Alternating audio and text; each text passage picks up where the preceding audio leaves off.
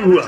अभी ये क्षेत्र आपको गुलाम लगेगा, क्योंकि पहले हमने मुगलों की गुलामी की, उसके बाद अंग्रेजों की गुलामी की, और उसके बाद आज नेताओं की गुलामी कर रहे हैं। और नेताओं की तो छोड़ दीजिए, जनाब हम उनके चमचों की गुलामी कर रहे हैं। और इसके कारण हमारे क्षेत्र में क्या मिला है? क्षेत्र को ना एक अच्छा अस्पताल है अभी इस चौराहे पर। और यदि आपको पता हो, गांव-गांव में पिछले वर्ष डेंगू और मलेरिया और प्लेट्स गिर रही थी माता जी। गांव-गांव में, पूरे किसी भी गांव में से बीमारी फैली थी, और सड़क हादसे लगातार होते रहते हैं। लेकिन बस इतने लोग यहाँ पर बैठे हुए हैं, सबसे बस मैं यही पूछना चाहता हूँ, इतने लोगों में से यदि कोई सड़क हादसा हो जाए, या कोई महिला गर्भवती हो, या जो डेंगू और मलेरिया जैसी बीमारी हो, या किसी का भी इलाज जो डिवाई हो, या आसपास का सरकारी अस्पताल हो, या भीमपुर दोराया का सरकारी अस्पताल हो, या आसपास का या कसेर का कोई भी अस्पताल हो, क्या किसी का इलाज इन सरकारी अस्पतालों में हुआ माता जी? किसी का नहीं, क्योंकि सबको पता है इस क्षेत्र में अच्छे सरकारी अस्पताल नहीं है, इसलिए प्राइवेट अस्पताल खुलते जा रहे हैं।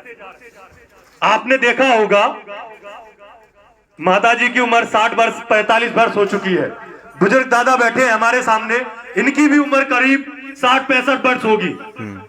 पहले भी अलीगढ़ तक जाते रहे इलाज के लिए, और आज भी अलीगढ़ तक जा रहे। कभी हमने विचार नहीं किया, छोटी छोटी बीमारियों के लिए भी हम अलीगढ़ तक कब तक चक्कर लगाते रहेंगे। और इस क्षेत्र को देखकर ऐसा लगता है कि अभी हमारा जो क्षेत्र है और इसकी राजधानी है वो शायद अलीगढ़ है। हमारे बुलंदशहर क्षेत्र की जो राजधानी है वो अलीगढ़ है। एक अच्छा जूता भी लेना हो तो सकता है आपको अलीगढ़ ही जाना पड़े, और इलाज के लिए पृथ्वीराज और मेडिकल या फिर रामघाट रोड पर जितने भी अस्पताल हैं उनमें जाना पड़ता है या नहीं जाना पड़ता। और मैं आपको बता देता हूं, आपके भीमपुर पर 100 सैया बेड का अस्पताल है, 100 सैया, और बने हुए उसको 10 वर्ष से अधिक हो चुके हैं। लेकिन कभी आपने देखा कि प्रत्येक, जब हम गए थे उसमें दौरा करने के लिए, तो सभी पर, चाहे ऑपरेशन थिएटर हो या इमरजेंसी हो, सभी पर ताला लगा हुआ था। और वो ताला किस पर लगा हुआ है? वो क्षेत्रवासियों के विकास पर भी लगा हुआ है, और कहीं ना कहीं क्षेत्र के, मैं तो ये कहूंगा कि जो जागरूकता है उस पर भी ताला लगा हुआ है। कभी हमने नहीं सोचा ये 100 सैया का अस्पताल बना हुआ है, यदि वो ओपन हो जाए, खुल जाए और सुचारू रूप से चले, तो पूरे क्षेत्र को, इस डिवाई विधानसभा को, जिसमें 4.5 लाख लोग रहते हैं, उसमें कितना ज्यादा फायदा होगा। कभी हमने सोचा? हाँ, यदि हम उसमें जाते हैं तो आंखों का इलाज होने लगा है, मुफ्त, फ्री बोर्ड लगा हुआ है बहुत शानदार कि मुफ्त आंखों का इलाज होता है। लेकिन जब इलाज होगा तो किसी से 1100 और किसी से 1200 रुपए लिए जाएंगे, और एक दिन में आप यकीन नहीं करेंगे, एक दिन में 100 से लेकर के 200 व्यक्ति अपनी आंखों का इलाज, मोतियाबिंद का इलाज करवाते हैं। सोचिए, 200 लोग और एक प्रति व्यक्ति से 1200 रुपए, कितने रुपए हो गए एक दिन के? 12 दूनी 24, 2,40,000 रुपए एक दिन के। और महीने के कितने हो गए भैया? 3 गुना कितने हो गए? 25 दिया 75 लाख, 70 लाख से भी ऊपर हो गए एक महीने के। और ये इलाज चल रहा है कब से? लगभग 1 वर्ष से भी अधिक हो चुका है। सोचिए, आपके क्षेत्र में आपको लगेगा कि करोड़ों रुपए प्राइवेट अस्पताल तो कमाते ही है, उसके साथ में भी आपके सरकारी अस्पताल भी कमा रहे हैं। क्या किसी को पता नहीं होगा? या यहाँ के नेताओं को ये बात पता नहीं होगी कि एक दिन के 2.5 लाख रुपए ये सरकारी अस्पताल कमा रहा है?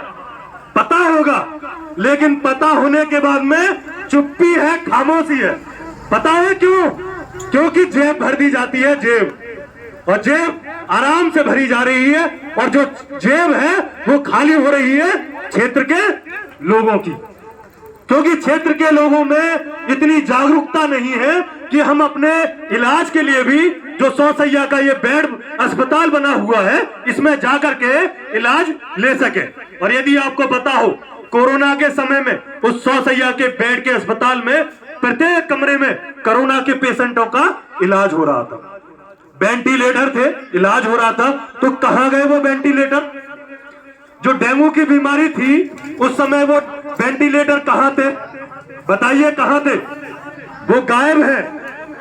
कमरा खाली है और ऑपरेशन थिएटरों पर और इमरजेंसी वार्डों पर ताला लगा हुआ है। सिर्फ एक बात नहीं कर रहा, दूसरा मैं कहता हूं, अभी मैंने बताया आपको इंटर करनी हो Kuber inter college, Chetram Haryana inter college, Mathuria inter college या सरस्वती विद्या मंदिर या तलवार में भी कोई इंटर कॉलेज होगा। लेकिन अब सवाल आगे ये पूछता हूं मैं आपसे, इसके बाद में अपने बच्चों को पढ़ाना है, अपनी बहनों को पढ़ाना है, इन बच्चियों को पढ़ाना है, तो क्या करोगे? या तो शादी कर दोगे या फिर पढ़ाना है तो कहां भेजोगे? एक सवाल बताइए, क्या आपके डिवाई विधानसभा में एक भी ऐसा विद्यालय है जिसमें आप पढ़ा सकते हैं, जहां से अपने बच्चे को LLB करा सकते हैं या BSc करा सकते हैं या MSc करा सकते हैं या इंजीनियरिंग करा सकते हैं, BTech MTech करा सकते हैं? बताइए, कोई है विद्यालय? कोई भी विद्यालय नहीं। आपके इस पूरे डिवाई विधानसभा में आपको हैरानी होगी कि एक भी राजकीय महाविद्यालय नहीं है जहां पर जाकर के हमारा बच्चा पढ़ सके। तो सोचिए, जो हमारे ये जो बच्चे बैठे हैं, जो युवा बैठे हैं, अगर इनके माता पिता के पास पैसा होगा तो पढ़ा सकते हैं और अन्यथा नहीं पढ़ा पाएंगे। और जब नहीं पढ़ा पाएंगे तो यही युवा आपको दारू पीते हुए, गुटखा खाते हुए, यही सड़कों पर इधर उधर घूमते हुए ही दिखाई देंगे। क्यों? क्योंकि शिक्षा का अभाव होगा तो ये सारी चीजें पनपेंगी। सोचा आपने कभी?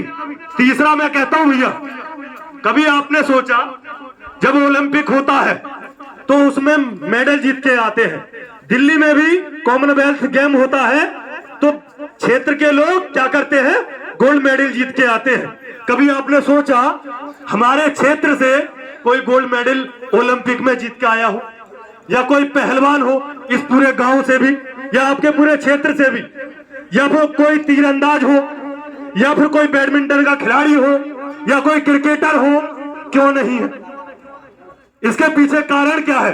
कारण सिर्फ एक है, क्योंकि आपके इस पूरे क्षेत्र में खेल कूद का एक भी मैदान नहीं है जिसमें जाकर के लोग प्रशिक्षण ले सके, जिसमें जाकर के लोग टेबल टेनिस सीख सके, जिसमें जाकर के बच्चे पहलवानी सीख सके, और जिसमें जाकर के क्रिकेट सीख सके, जिसमें जाकर के टेबल टेनिस या बैडमिंटन सीख सके या तीरंदाजी सीख सके। पूरे क्षेत्र में आपका एक भी खेलकूद का मैदान नहीं है। सुनते जाओ, आज आपको बताऊंगा कि आपके क्षेत्र में ऐसा क्या है। 3 चीजें बताई, चौथी चीजें बताता हूं मैं आपको। आपका ये जो क्षेत्र है बुलंदशहर क्षेत्र NCR रीजन में लगता है, यानी कि दिल्ली के आसपास के क्षेत्र को NCR रीजन कहते हैं। और उनमें कौन कौन से क्षेत्र हैं? आपका हापुड़, मेरठ, गाजियाबाद, गौतम बुद्ध नगर जिसको नोएडा कहते हैं, मुजफ्फरनगर, बागपत। और आप बताइए, इन सभी शहरों में क्या राजकीय महाविद्यालय नहीं है? क्या इन शहरों में अच्छे सरकारी अस्पताल नहीं है? या इन शहरों में खेल कूद के मैदान नहीं है? सारी चीजें हैं। या रोजगार के अवसर नहीं है? सब कुछ है, लेकिन आपके इस क्षेत्र में सबसे अधिक पिछड़ापन है। सोचिए कि NCR रीजन में लगता है और दिल्ली मात्र 120 किलोमीटर, और क्षेत्र इस बदहाली में। तो कोई तो कारण होगा भाई, कारण तो कोई होगा। इस चीज का मूल्यांकन तो किया जाए कि कम से कम हमारा जो क्षेत्र है इसमें ऐसा क्या है, जबकि इस क्षेत्र से अनाज पैदा होता है, इस क्षेत्र से सब्जियां पैदा होती है, इस क्षेत्र से फल पैदा होते हैं, और सबसे ज्यादा इस क्षेत्र से घर घर में दूध पैदा होता है। होता है या नहीं होता? होता है। और जबकि आपके बागपत, मुजफ्फरनगर, हरियाणा क्षेत्र जो आसपास का है, सभी लोग दूध का, फल का और सब्जी आपके दिल्ली में जाकर के बेचते हैं और मुनाफा कमाते हैं। जो आप 35 लीटर रुपए दूध या 40 दे रहे हैं, उनको 50 रुपए लीटर दूध के दाम मिल रही है। इसलिए उनके पास में पैसा है और हमारे पास में खाली जेब है। लेकिन ऐसा नहीं है, पैसा नहीं है।